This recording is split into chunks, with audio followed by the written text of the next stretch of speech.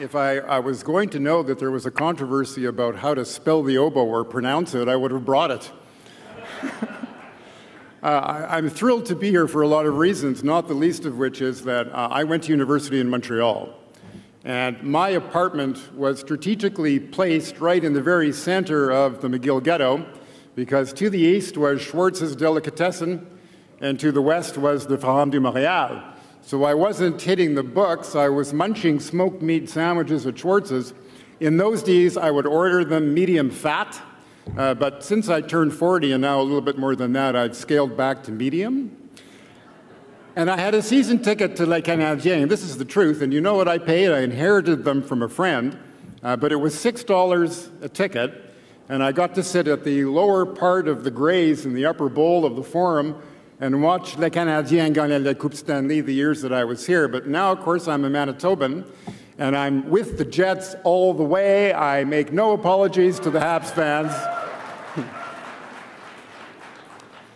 And now that I'm back in Manitoba, it's a place, you know, that it's in the center of everything.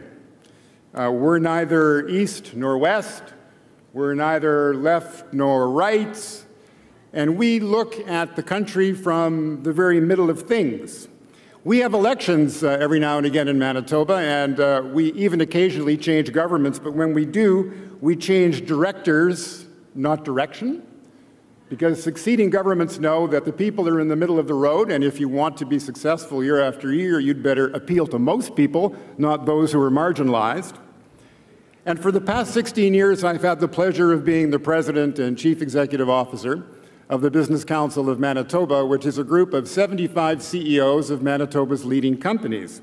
And what I've learned from them is the power of entrepreneurship and of risk-taking.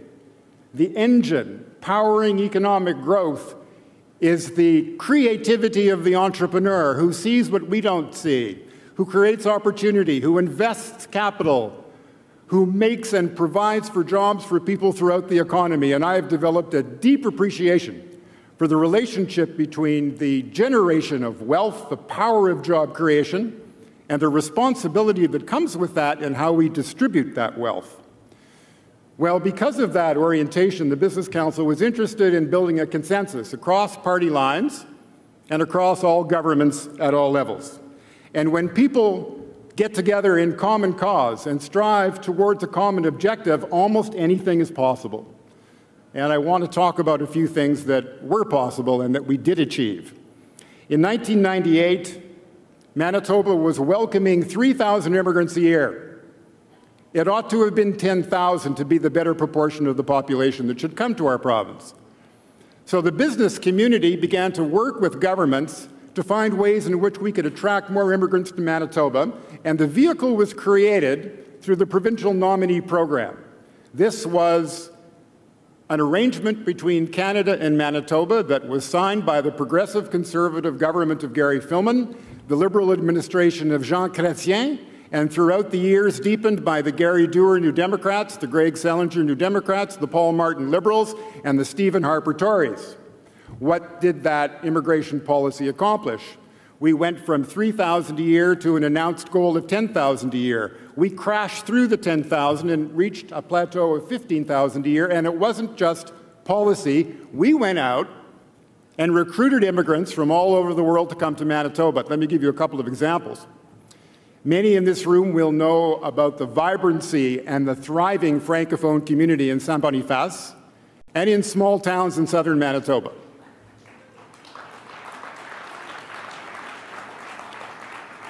There is a 100-year-old newspaper called La Liberté, which is still thriving in Manitoba.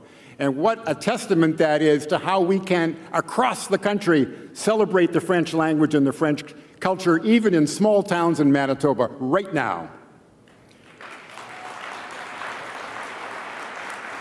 So there was an aggressive outreach to bring more Francophones to Manitoba, and they have come. We learned that the Israeli embassy and the Jewish center in Buenos Aires had been bombed and terrorized. And there was a growing interest among Argentinian Jews to leave the country as the economy failed, and they felt less and less secure. They started to come to Manitoba. We sent a mission of the provincial government, the Jewish Federation, and the Business Council of Manitoba. We made presentations to community groups. Now, there are hundreds of Argentinians living in Winnipeg and in southern Manitoba. They are sending their children to school. They are entrepreneurs. They are professionals. They have added a tremendous dimension to our community, as have those who have come from India and the Philippines, adding to the rich texture and dimension of our multicultural society because of a progressive immigration policy that is now not only the envy of much of Canada, but the envy of the world. It's not a bad thing to be known for in an internationally competitive environment as being a welcoming home for immigrants wherever you may have lived before. That is the mark of Canada. That is the mark of Manitoba.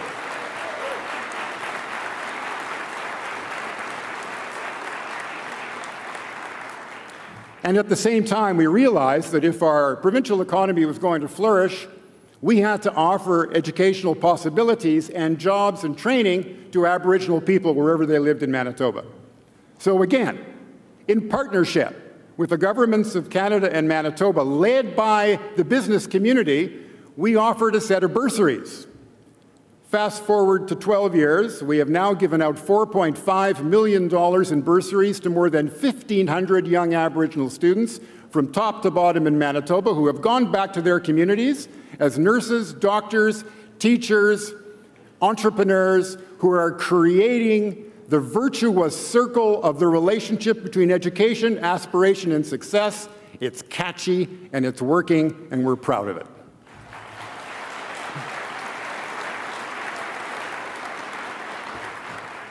Most of our Aboriginal population, the Indigenous peoples of Manitoba, live in the north, many of them do, and the north is full of opportunity.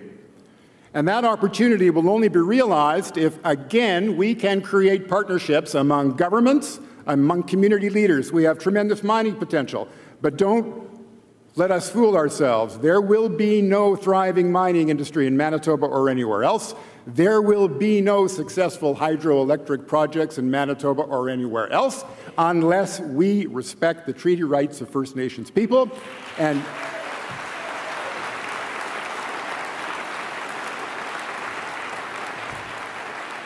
because they will make sure that we develop those resources responsibly because they respect our land.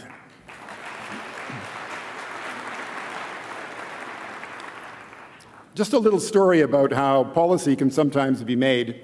It was February in 2009, and recently elected President Obama comes to Ottawa to talk to Prime Minister Harper, and this is his first foreign mission. And at the press conference, the President of the United States invites the Prime Minister of Canada into a continental clean energy dialogue. So a few of us across the country scratched our heads and said, well, that's a very nice invitation, but what will Canada bring to the discussion? Is there a Canadian energy strategy? And the answer was no. So we made a few phone calls, and we called a meeting, and 9 presidents of think tanks for a day and a half created the framework of a Canadian energy strategy, which has since then taken off. It's now on the plate of the Council of the Federation, and guess who's leading the charge and making the most powerful argument in Canada now for a Canadian energy strategy? It's the progressive Conservative Premier of Alberta, Alison Redford. Yes, who understands that if we're going to expand into other export markets, if we are going to put a premium on energy literacy, on conservation, and if we are going to play, as Mr. Harper wants us to play, as a superpower in the world, it's going to take more than the resources of Alberta. It's going to take more than the hydroelectric power of Quebec and Ontario. It's going to take a national objective and strategy. The only problem is the federal government isn't at the table. And I'm going to talk about that in a minute. There is a structural problem that all politicians face. And I know that I'm going to face it too, and that is that the electoral cycle is cut into 4-year chunks. You go 4 years to 4 years, unless you're in a minority government, then you go 2 years to a year and a half. But the decisions that we have to take are generational and are looking at the long term, sometimes 100 years when you're building a hydroelectric dam. I want to give you 2 examples of what we have done in Winnipeg. Exactly 100 years ago, The water in Winnipeg was of a very poor quality. It was brown, didn't smell very good, didn't taste very good. Winnipeg was then expected to become a city of 1 million people. It was going to be the Chicago of the North. Well, we're not quite there yet, and we don't beat the Blackhawks very often, but we're working on it. So what did they do? A visionary said that, well, why don't we take pristine and pure water from Shoal Lake, 85 miles away, and use the force of gravity and move that water into the city of Winnipeg. It's pristine and crystal clear. They spent the money, they built the aqueduct, and guess what? 100 years later, we still use it. 50 years ago exactly, Duff Roblin, who was the Premier of Manitoba and a visionary who had thrown sandbags in the flood of 1950 to save the St. Boniface Hospital, decided that we had to build a floodway. So the progressive conservative Premier of Manitoba made a deal with the progressive conservative John Diefenbaker, and they built at the cost of about $60 million a floodway over the objection of almost every member of the Manitoba legislature who wasn't in his party. And he spent the $60 million, and it saved probably $12 billion in damage and untold misery for countless Winnipeggers and Manitobans. What will they say about us 100 years from now? What will they say about us 50 years from now? What will be our legacy, and how will we make the tough decisions between what is politically popular now and what is necessary for our population down the road? Maybe we will have rapid transit systems powered by hydroelectric energy and renewed resources. Maybe we set an aspirational goal that every Aboriginal child will have the same opportunities that my kids have had, and the graduation rates for Aboriginal kids will be the same as the non-Aboriginal population. That's not a bad goal.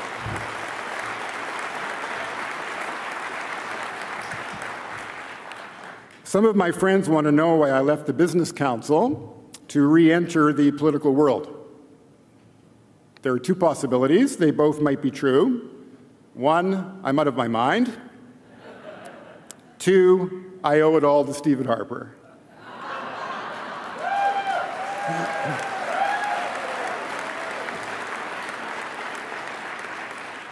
And believe it or not, there was a defining moment. There was Stephen Harper speaking in front of a crowd like this, except they were all Tories. And at the end of his speech, just as he's getting really revved up and he's pointing his fingers, he says, quote, "I couldn't care less what they think," unquote. The they in that sentence are his opponents. So that must be 70% of Canadians.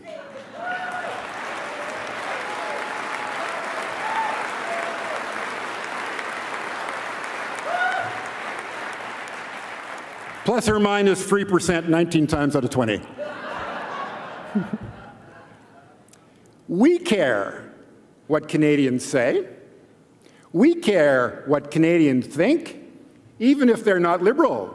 And you know what? We can disagree with them. Let me ask a rhetorical question. How many in this room are right all the time? Put up your hands. I want the coordinates of your spouse for verification.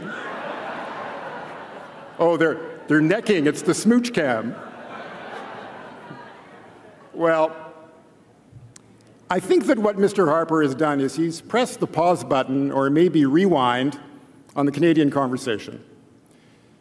Pierre Trudeau met the First Ministers 26 times. Brian Mulroney 14 times. Joe Clark met them. Mr. Pearson met them. All Prime Ministers call conferences so that all of Canada can be together to talk about what's in the national interest. Mr. Harper has called them once in 8 years, and not since November the 10th, 2008.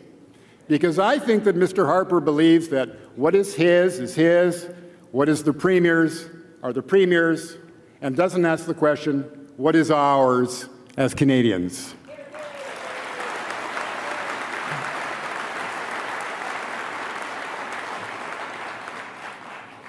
And that isn't the only conversation that stopped. We care not only about those people with whom we disagree, but we care about scientists and scientific research.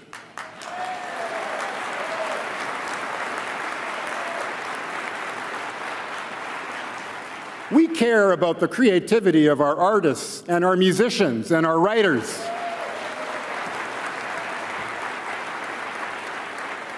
We even care what those journalists think back there in the back row.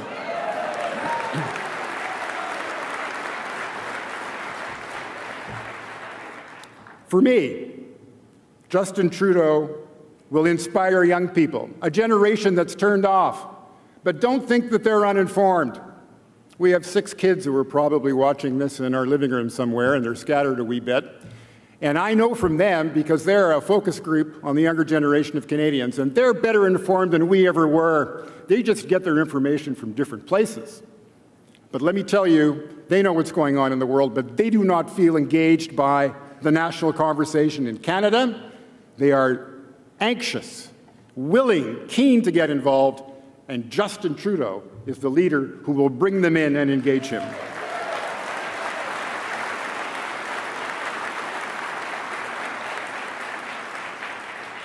For me, Justin Trudeau offers the best hope to return our politics and our public discussion to a higher level of civility and of respect.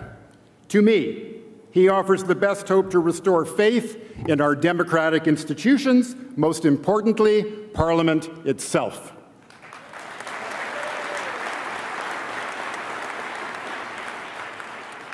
Justin Trudeau and my fellow Liberals, I am with you. Go, Canada, go.